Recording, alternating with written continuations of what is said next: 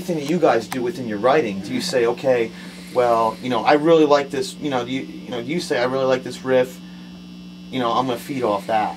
Continuously, that is a continuous thing. Dan, do that again. Let's, Yeah, I like what you hit that guitar to like the way he just played those drums. It's always. We work on our heavy part and then do the verse. And the verse is our keyboard part. We want a low part. We want an emotional part that builds it up with the keyboards. Builds the tension. And then we want an explosion on the heavy part. And that's where it's like, Dan, you need to just fucking hit it. Yep. So you say the core of the song comes from Dan? Exactly. The heavy sounds come from him. Yeah. We build it up just to let it go to where you want to just throw elbows. Yeah, he'll say, Dan, do something just boom, boom, boom, boom, boom, boom. And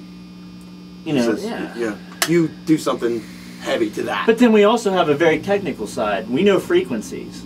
I don't hit his octave, I don't touch his octave, and I definitely don't touch his octave. I hit my octave. We know our octaves. I noticed that when we were doing a sound check with you guys. Like once you smooth everything out, like you're not hitting the same. Because it'll mush it up. These two guys. And there are times in practice where we're at each other, and I'm like, no, if you hit because he'll go into the lead part where he wants to hit these lower strings. I'm like, no, you're in my octave.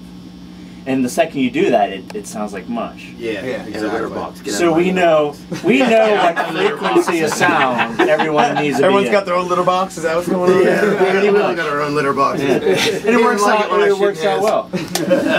When we had a lead guitarist, it was always a battle, me versus him, because it was like. Was that like the extra guy in the band? Is that why there still remains 4?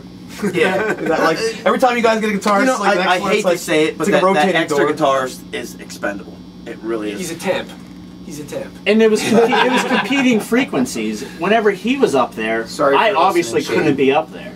So is it all about dynamics, really? It's about emotion, and it's about dynamics after that. Whenever we know a heavy part does nothing if it's 4 heavy parts in a row. You got to have a intense build up before that heavy part is going to make people jump.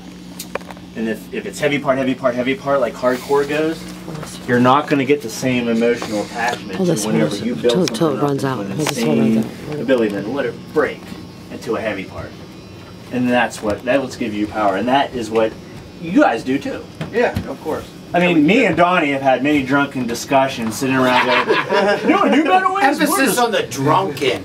Yeah. Well, that's whenever we're all free and talking about dynamics. But I mean, when we don't play. 10 minutes ago, me and you just had the conversation about. We write a lot of the bass parts. Your verse needs to set you up for the heavy part. Yeah.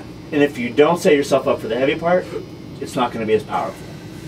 So that's kind of where we're at. As a guitarist, I could concur with that because if you're just blaring straight up every single riff, then the effect isn't as it's like you went to 10 and that's it. I mean, because we've tried to write like really heavy songs and people just don't pay attention. They walk away because they get bored. Because if it's 5 minutes of heavy, 5 minutes of heavy doesn't do you anything. It's a contrast. It's the same thing in life. The good times don't mean shit if you don't have some bad times. So that's how I feel it is, Well, I want to shift gears at you guys a little bit here. Another thing I want to ask you guys is that the Digital Meltdown tour, you guys got that going on right now. Do you have anything coming up in the future with that? Like as far as like, where does that end and where are you guys going from there? The problem is the second we step 2 feet out of our area, no one comes.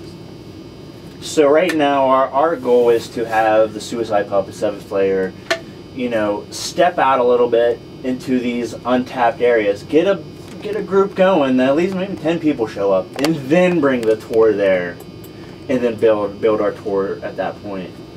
So, right now, we can put on the Digital Meltdown tour in our 40-mile area and make it profitable. But we go to places like Black Hole, talk ourselves up, and if no one comes, we look kind of silly. With you guys just signed the Romulus X Records, I mean, are there any things in the wake that, I mean, maybe there's things you can't speak of at the time? You know as much as we do. I know. I'm trying to act signed to that label. I'm trying to, I'm trying to, Online sales. You know what's under the carpet over here. Okay, well, what's under the carpet. I don't want to reveal anything, I mean. We got online sales on the horizon. I mean, I'm not going to lie, we are talking about expanding the Suicide Puppets, getting them a better following in New Jersey. We are we are looking international, if I'm not Right, mistaken. yeah. You know, That's correct. we're also looking to go into Canada. And you guys are always included into our Well, of plans. course, and you guys are always in our plans, There's too. no reason why you can't That's call up and say, the I went on the BFF show. of Romulus X Yeah, Records. That's if correct. you called me, if you called me and said, "Hey guys, you guys got this show, and I went on it," you would be on it. Yeah, because I would if I had to. we Oh, would yeah. kick off any Yeah, other yeah. piss, like, no, Well, yeah, we're I mean, going to have the Vivid Twist here. Like That's- Donnie always says, "Your coffin and mine." You know what I mean? It's like, where are we gonna get buried together? Yeah, we hold a lot of devotion to your band as well. I mean, we really enjoy you guys. I mean, immensely. Yeah, I mean, we're very. There's a couple solid times we team. had to leave, but that